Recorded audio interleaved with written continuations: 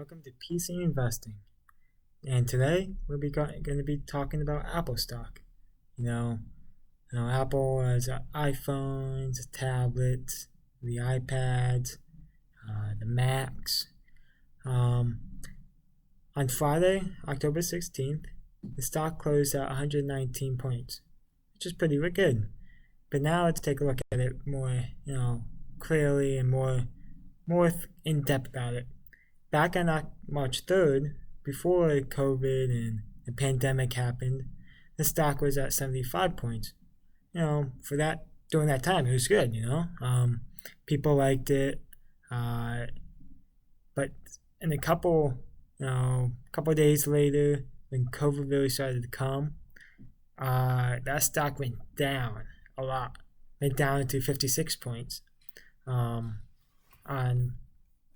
March 23rd. It did took a big hit. Took about 20 points down. You figure that's a lot.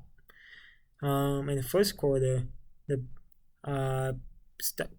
stock per share, how much you want to put in for the stock, per share was at $1.25.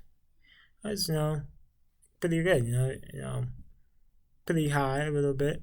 But in quarter two, when COVID happened, on April 30th, the stock price per share was 64 cents, which if you bought it low, that's the time you want to buy it at. And then in quarter four, the price per share is expected to be around 71 cents a share, which is pretty good, about a 7 cents increase per share. And for 2021, they're expecting it to be higher than it was in quarter one. And they're expecting it to be at $1.36 a share, which, if you put your money in at 64 cents a share, I'd say it'd do pretty good. But even though COVID did happen, investors did well. And the company did well also. It had its all-time high on September 1st at 134 points. That is really good. Even though it took a big hit back in March, it reached its all-time high. People wanted to buy Apple. People wanted to spend more money, a little bit, if all the stuff is going on.